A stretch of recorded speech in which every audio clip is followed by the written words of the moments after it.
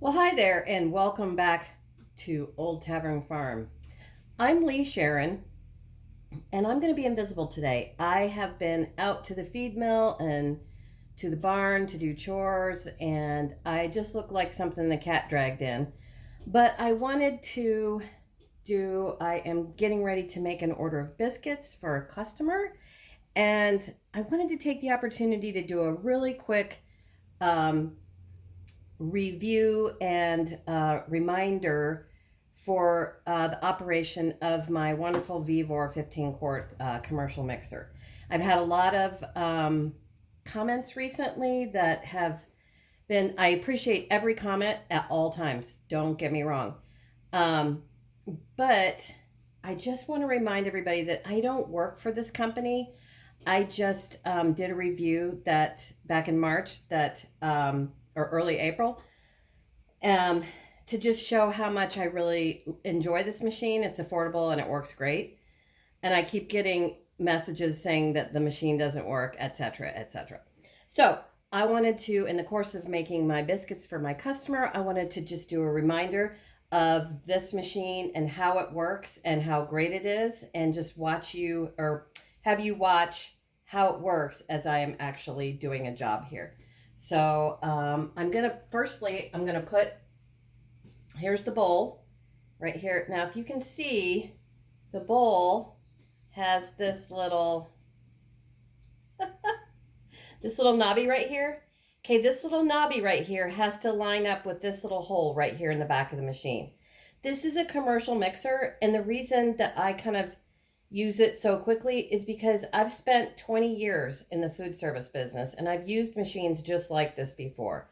So if you haven't used a commercial mixer, just, slow down on this video and the first and second videos on this machine, and just watch. These safety mechanisms, there's a reason for them. So just, your small homeowner mixer might not have the same safety mechanisms. So just stay with me here, and I'm going to make biscuits and show you how this thing works. So there's the knob that goes in this hole right there in the back of the machine. And you want to hold your bowl by the side grab handles like this, and you'll get it's a little fiddly at first. It's a little bit fiddly at first, but you'll get the hang of it. So you just align those two parts back there, and then align these on the wings. You can't see, I don't have the camera, but let me see if I can tip it. Right here is, these little holes right here have to be aligned with these little knobbies on the side wing. Okay, so the machine is now in place, and there's some wings right here. If you can see the reflection in the bowl, it'll show. These little side wings, they're on both sides, and they have to be, or they should be, in place. You just want to pull them back and click them into place like this. It's pretty obvious when you've got the machine. No matter what size the bowl, these things are all the same. Okay, so you've got your bowl in place. Then I'm going to put my paddle attachment. Remember the paddle attachment? I'm going to put the paddle attachment down here on the end of this peg right here. And I'm going to align, let me just turn it a little, see if I can, no, there we go. Okay, see there's this little doohickey right here? That is your safety lock. So you're going to align this little key lock looking thing with the peg and the sticky outy thing, and you're going to push it up and turn it and then drop it down into its place. Okay, so now you're at this stage. The machine will not work when this gate is not closed or this bowl is not fully engaged. Okay, so what I'm going to do is, I'm making biscuits today, so I'm going to add my dry ingredients. And making biscuits, I will drop the recipe to this biscuit formula here down in the description box. I am doing a commercial batch, so I will divide my batch in half and set it down in the description box for you. Okay, now my biscuits, all biscuits are flour, butter, baking powder, salt, and buttermilk. And that's all you need. And it's just basically how you roll them out and bake them and all that. And I'll take you all the way through the biscuit, the biscuit technique. But I really, in the course of this, wanted to show everybody for the final time. I love you guys all. I do. But I just want to make sure that we're perfectly clear on these things. Okay. So then I'm going to add a pound of, that was 12 cups of flour, 4 tablespoons of baking powder, a tablespoon and a half of salt. And then that's my dry ingredients. And then I'm going to add a pound of butter that I have just, this butter is made into quarters. So I've just kind of chunked them into tablespoons. And then I'm going to, okay, here's where it gets complicated. Okay. All right. At this point, I'm going to come over here to my crank and I'm going to raise the bowl into the fully, you see over here, this right here, there's no space. There's a little safety mechanism right there that if this bowl is just that much down, it will not turn on. Okay. Okay. So I'm fully seated in there. Give it another little tug. And then my gate. Okay, my gate has to come all the way around like this and hit the other side. Okay, so it's locked in place. The bowl is locked in place. The bowl is locked in place. And again, there's a reason for these safety mechanisms. And so just trust me on that. Okay, so I have it in first gear right here. That's the dough hook picture. So in order to start the machine, you've got this red stop button that's got these arrows that go clockwise. So you're going to clockwise turn the red button until it clicks. Okay, so it's clicked. Now the machine will work. All right, then you're going to hit the green button and let it rip.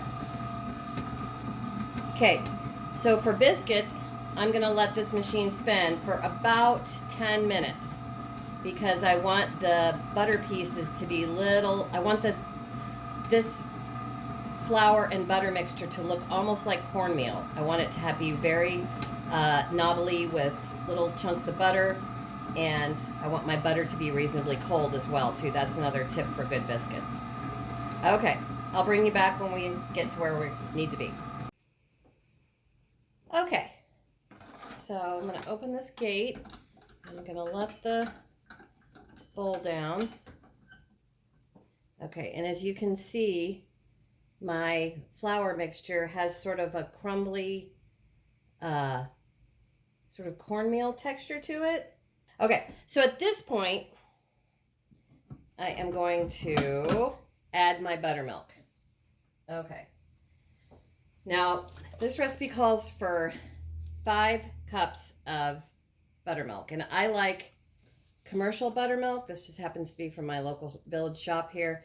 So a quart, one like this is 4 cups. Okay, so I know that I can dump this entire thing in here and I've got 4 cups in there. And then I just need to add 1 more cup, which is about this much of but I'll measure that out. I'm not going to be too precious with it. I'm just gonna pour it in. Glug, glug, glug, glug, glug, glug, glug, glug, glug.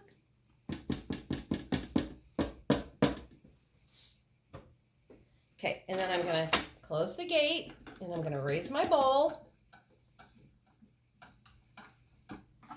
and I'm going to put it on the lowest setting. Okay, so then I've got everything engaged. I'm going to click my safety button clockwise, let it pop out, hit the green button, and just let it roll. Okay, so when you're making biscuits, you want to not work it too much. So there's a cup. I went ahead and measured it out. So that's a cup. And I'm just going to pour that into the bottom.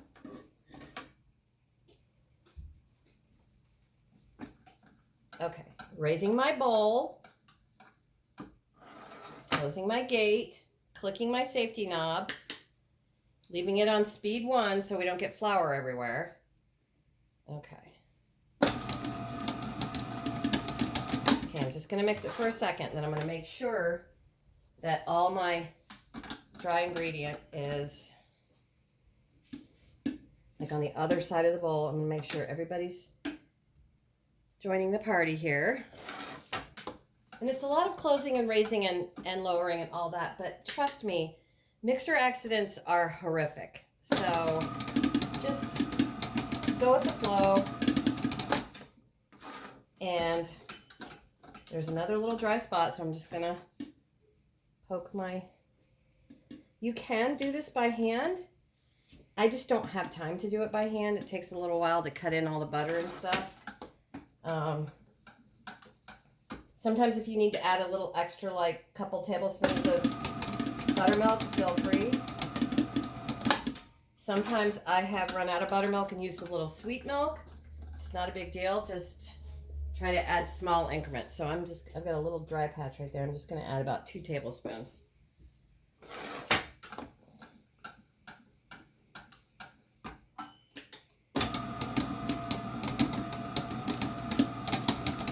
Okay, so then that's all picked up off the bottom. So I'm gonna go over to my other worktop across the room here, and I'll show you how to finish them up and bake them.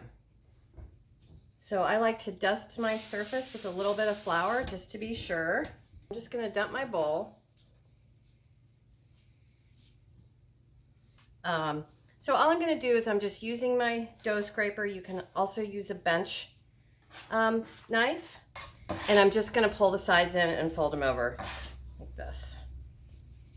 Okay, so see, there's still wet spots. Okay, so when it comes to really good, tender, flaky, or not flaky, because biscuits are actually not flaky, you want to handle this as minimally as possible. And what I like to do is I like to knead it. Once it gets to this stage where you're going to have a little bit of flour on the outside, and that's fine. I like to knead this 15 times and then no more. So if you overwork it, your biscuits will start to develop gluten, and they'll get like really tight and almost like little balls, and they'll be tough. So at this stage where we've worked it as minimally as possible, I'm gonna knead it 15 times. 1, 2, 3, 4, 5, 6, 7, 8, 9, 10, 11, 12, 13, 14, 15. And that's it. And then I'm just gonna put the prettier side to the top. I'm gonna just lift it up and hold it in one hand. And I'm gonna bring all this other material down underneath it, because this is when we're gonna start to roll it. You basically want the dough to be about 1.5 inches thick. You don't wanna roll it too thin. Let me get a workspace here. So I'm just gonna, ideally you want to roll north and south like this from you, not sideways like this. So you wanna turn your dough. So we're gonna roll north and south, and then turn, and then that way you know that the stuff underneath isn't sticking to the board, okay? So north and south, turn. Okay, now when I get to about this thickness, like this, I just use my hands and I just spread it out, because I want to feel how the dough is feeling. It should be cold. And again, it should be about 1.5 inches thick. And this is about how much this recipe makes. I can get about 26 or 7 biscuits. Then I just take my cutter and I just flour it a little bit. And I start on the edge and I go straight down. And that's basically what you're looking for right there. Okay? Now this is a large cutter, so it depends on how large your cutter is to how many you get.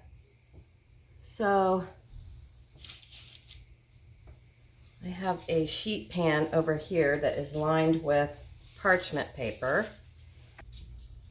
Okay, so I've got 2, 4, 6, 8, 10, 12, 14, 16, 18, 20, 22, 24, 25.